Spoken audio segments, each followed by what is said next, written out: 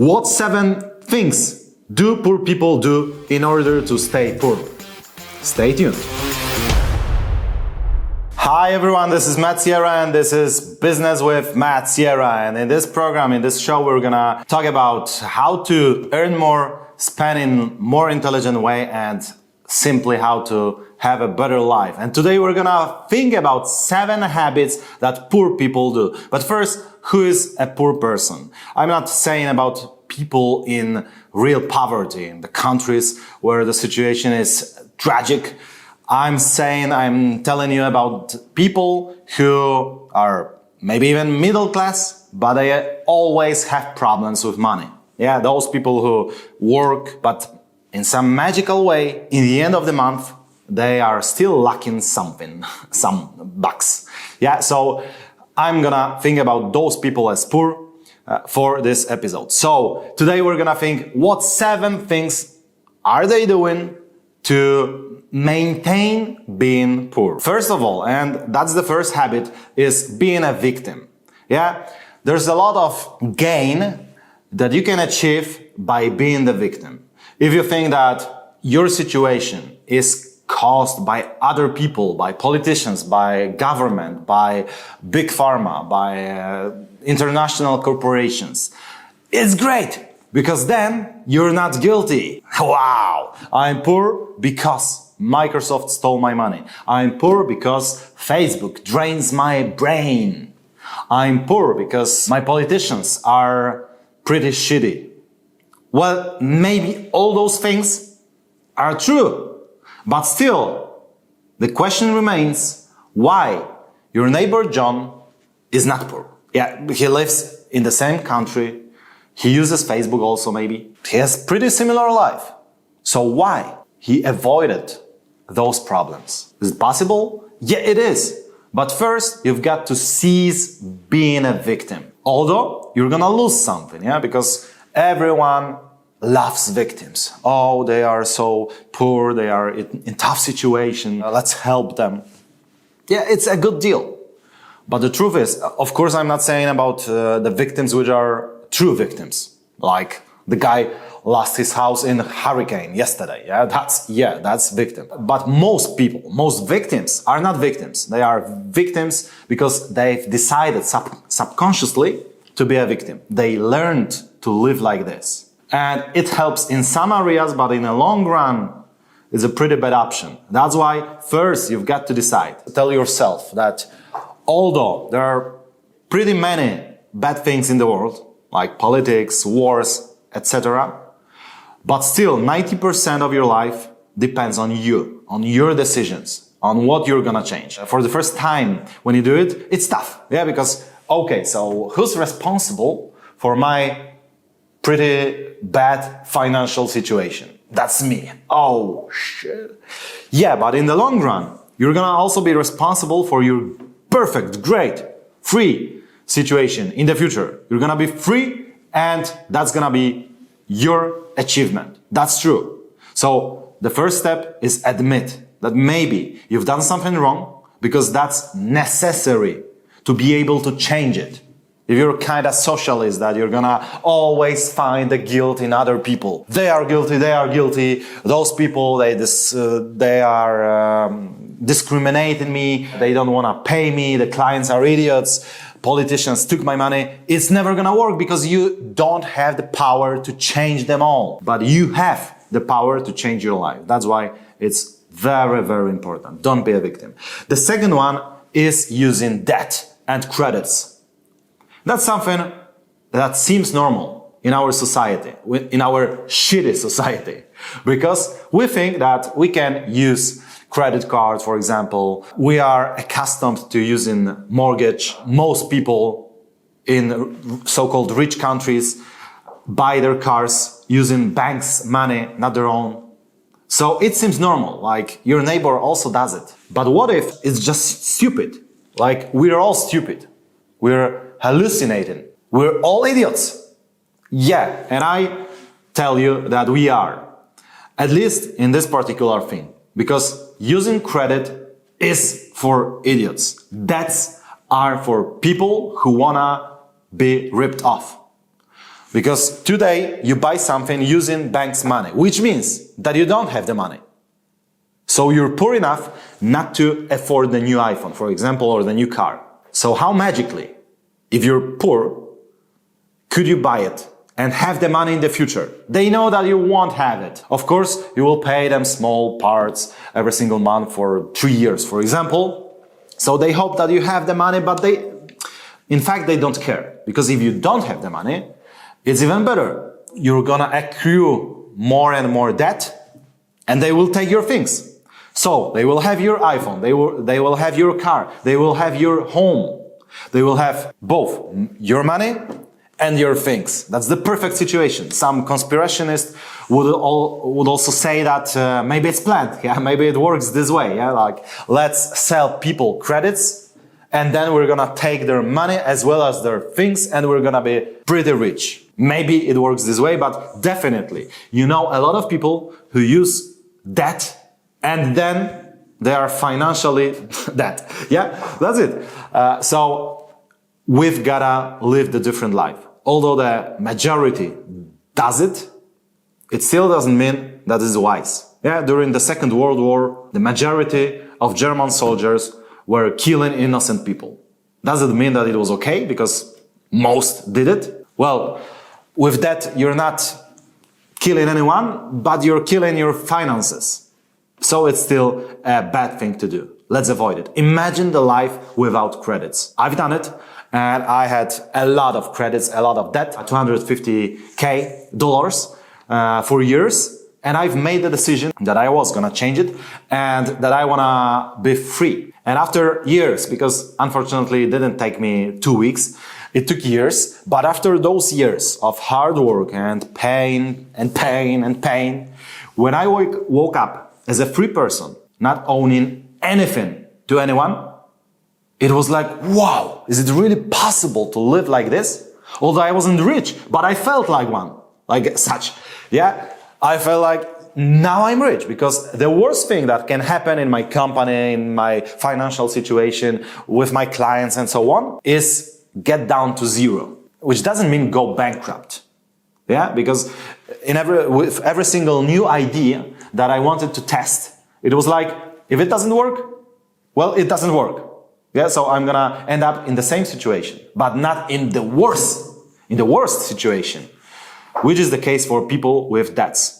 I know that it seems normal, but it's bad. It's evil. It's created for the evil corporations to drain your money and destroy your life. Well, maybe they didn't think about it particularly, because probably they only thought about their money. So that's not their goal, yeah, destroy your life. It's just gather as much money and things as possible.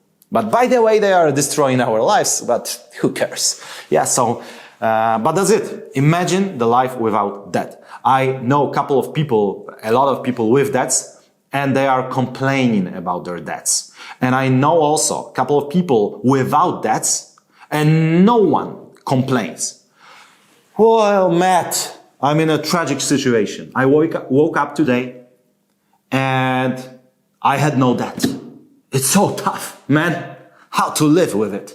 No, it doesn't happen. So we've got a clear rule. People who have this freedom, liberty, don't have that. They pay their debt and they're never gonna have new ones. And people who always struggle mainly because they use debt as a tool. And this is not a tool. This is a stupid tool. This is a tool for idiots, although it's very popular. That's it. Very important thing. The third habit is buying new things. And to make it clear, it's nothing wrong if you want to buy a new iPhone, a new computer, a new car, a new house. It's pretty okay. It makes us motivated. So it's the great thing about capitalism, which is maybe not a perfect system, but still this particular thing that we could be motivated by the premise that in the future, if we really work hard, we're gonna gain those things and experiences that we crave for. That's great. But if you're in debt, if you struggle financially, then maybe, just maybe, this new iPhone could wait a little. The new car could wait a little. Maybe the first thing you should do is pay your debt, Make sure that your finances don't stay in the red, and then think about new things. But Matt, I need a new computer. I need it because my old computer doesn't work. And I need a computer to work, to earn money. I get it. But still, when I had made the decision to get out of debt, so I was struggling, I also had made the decision to not buy new stuff, which meant that I bought used stuff. So I bought used phones, used computers, used cars, which left with me till this day because I'm probably always gonna buy used cars only. Used everything apart from maybe my clothes. So that was it. That was an intelligent, a smart thing to do. Because if you're struggling, then I know that MacBook Pro is a great computer. But there is also a lot of used MacBooks which are 5 years old, and they are still pretty functional. They are just working. That's true. And you're gonna pay 2 times less. So maybe it's a smart thing to do to buy used things, at least for the time of struggle.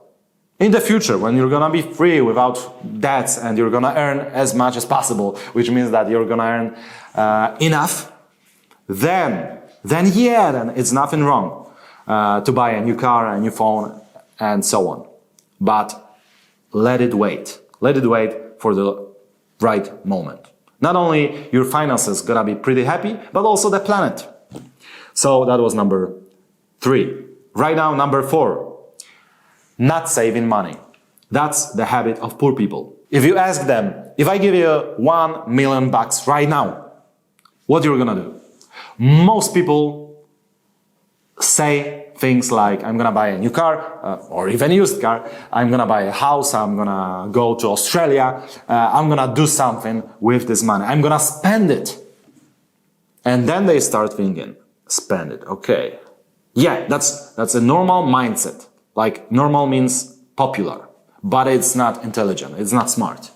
The smart mindset is, I'm gonna buy gold, I'm gonna buy maybe Bitcoin, I'm gonna buy a house which will be my source of income because someone's gonna pay me for this house, and so on. That's what rich people do. They invest. So that's the rule. You always have to invest at least save, if not invest, at least 10% of your money. And you have to do it first. That's the famous rule of pay yourself first. Yeah, because we know from our experience that if we're gonna wait till the end of the month, so first I'm gonna pay my stuff, yeah, I'm gonna pay the current, I'm gonna pay, buy something for me, I'm gonna pay the gasoline, and so on, and then I'm gonna invest all the rest. Then we know that there's no rest at all. Yeah, so that's why it's pretty important to invest first. You take 10% of your money and invest it. You put it, whatever. I'm not gonna talk about investments today because it's too complicated, but it's better to have it on your account or buy some gold or invest in maybe even in Bitcoin. It's much risky, but still, it's better than lose 100% by buying things. That's why it's the first thing to do. You can also invest in your debt.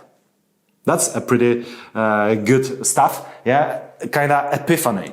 Yeah, that you can invest in your debt, because if you've got a credit card and you pay 10% of interest per year, then investing, which means paying more and more to pay your debt in advance, yeah, earlier, is like an investment with return of investment, kind of 10%. Like, well, it's great. You're probably not gonna earn it on real estate, on gold, and so on. Yeah, so it's a great investment. You can use your 10% in the beginning of the month to pay your debt. It's also a great thing to do. The habit number 5 is not planning your finances. That's what poor people have. They have this quality to avoid it, because doing the budget is not a nice thing to do. Yeah, you open up the Excel, for example, or you take a piece of paper and you put all your debts or your monthly payments on your all your income, etc. It's not a fun thing to do, especially that when you do it for the first time, you're gonna probably see that you spend more than you earn. You're gonna ask me, how is it possible? The math doesn't work here. But yeah, if you add bank's money and your mom's money, if you borrow money from your mom, then the math starts working. So it's possible that most people will see that they spend more than they earn, even if they didn't know, because most don't. So that's the good eye opener. It's not nice, but it's like with alcoholism. Yeah, like an alcoholic, the first thing that he has to do is to admit, yeah, I'm an alcoholic, I've got a problem, because it makes the change possible. So our budget is like admitting to alcoholism. Yeah, that's their problem. And only then we're gonna see how much do we spend and how small amount of money do we earn. That's it. And that's gonna be the first step to change, to spend less and earn more, to find the ways. It's not gonna be easy because nothing in life is easy, but it's worth it. And you do it in the beginning of every single month and in the end of every single month. You check the numbers, you add the numbers, and you cry for 5 minutes, and then you're motivated to work and you know what you've got to change. That's it. Poor people don't do it because they say things like, I'm more into history and psychology, not into numbers. Bullshit. Everyone has to have his own Excel and count the numbers. Number 6, buying things to show off, to flex. Yeah, everyone wants to be admired, everyone wants to be respected, but there are various ways to do it. The most popular way is by showing things. Look at my car, look at my clothes, look at my phone. I'm so great. Why? All new iPhones have slightly different colors than the previous model. Not because the previous blue was bad and the new blue is better, but because they know that it's gonna be pretty easy to spot when someone has a new one. So people will be motivated to spend the money that they don't have, to buy the new one, to show off. Because it's gonna be spottable. Yeah, it's gonna be visible. That's it. That's kind of evil. But still, we have the responsibility to make the decisions about our life and our shopping also. Which means that if you're rich, if you don't have any debt and you've got a lot of money on your bank account, then buy every single iPhone and change the cars if you need. Well, you don't need, but if you want, no one's gonna tell you what to do. But most people have some struggles, financial struggles, which means that maybe they should wait with such things, especially the things that will make other people admire you. Because it's false. It's false motivation. Because anyway, they will not admire you. You will think that they admire you, but it's not gonna work. Why won't they admire you? Because they are also interested in themselves only. So they are thinking about their cars, their money, their Tommy Hilfiger shirt, their holiday in Thailand put on Instagram. They are thinking about themselves. And this is pretty normal. That's why not only it doesn't work, but it also destroys your finances. And that's why it doesn't make any sense. It's natural that you want to be respected and admired. Let's not eliminate it because it's part of human nature.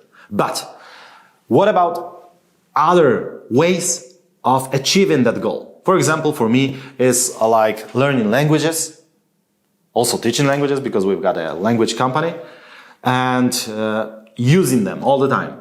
So I'm recording stuff in 6 languages, and then people tell me, wow, Matt, you speak so many languages.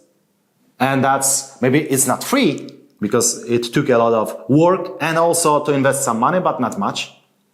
But it's much better. It's much better because when I'm at the party, it doesn't happen regularly, but when I'm somewhere around the people, surrounded by people, almost everyone has a new iPhone or a new Samsung or something great, some great thing.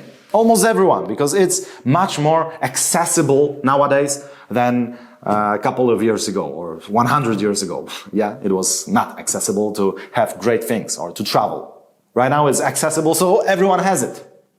But I rarely encounter a person who speaks a couple of languages, which means that it works.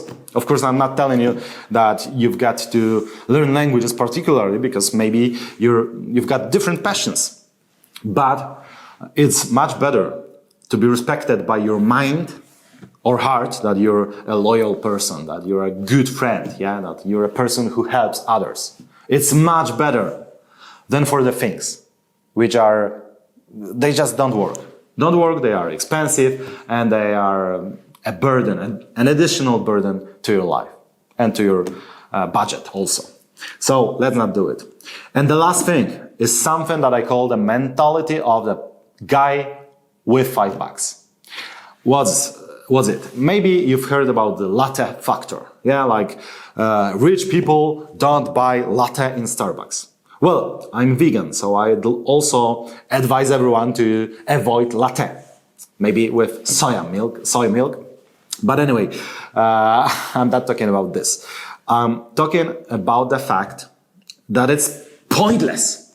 Avoiding coffee is pointless. I mean, from the financial perspective, how much coffee can you buy? It's impossible. Maybe, I don't know, maybe you hire 20 people and you buy a coffee for them all. Then you're gonna go bankrupt, possibly. Especially if it happens in Starbucks. But in the long run, it's pointless. You count your $5. Yeah, that's the mentality of a person worth $5. He or she counts every $5. Like, he goes to the center of the big city and he has to pay for the parking. And he's not gonna do it because right now I'm paying off my debts, so I'm gonna spare this $5 or 10. So he parks in a different part of the city and then walks 10 miles to avoid paying $10 because he's right now financially intelligent and he pays his debt. Whilst he buys a new phone, he buys a better car than he needs, or he buys a car when he doesn't need one because the old one still works and he's in debt. So the guy counts his lattes, but he doesn't count his cars. He counts his parking payments, but he doesn't count his holiday in Thailand. It doesn't make any sense. If you're gonna focus on small numbers, then you're gonna earn small numbers and you're gonna save small numbers. It doesn't make a difference. In order to be financially free, you've gotta earn more, but much more, and spend less, but much less. So it doesn't make any sense to open up your Excel and put their numbers like my latte. No, it's not gonna make anyone rich. How many millionaires do you know that told you that, yeah, Jake, I'm rich, I'm a millionaire because I stopped picking up the latte from Starbucks? What? Is it possible? It's pointless. They are rich because they earn more and they make smart financial decisions on their spendings. That's it. Earn more, spend less. That's how to be financially free. Maybe even how to be a millionaire, but it's not gonna happen to everyone. But we don't care, because the truth is that even if you're not gonna be a millionaire, but you're gonna be financially free, which means that you're not gonna have debt and you're always gonna earn more than you spend, then you're gonna be a pretty financially free person, happy and free to go. That's it. That was the habit number 7. Don't count your $5 when you're losing thousands. Okay? So those were the 7 habits of poor people. And I wish you being a rich person. Maybe not super rich, but yeah, I wish it to you also. But still, I know the chances are that it's not going to happen to everyone. But anyway, I wish you to be a free person. And you're gonna achieve it with avoiding those 7 habits that I've covered today. Thanks a lot for your attention and see you next week.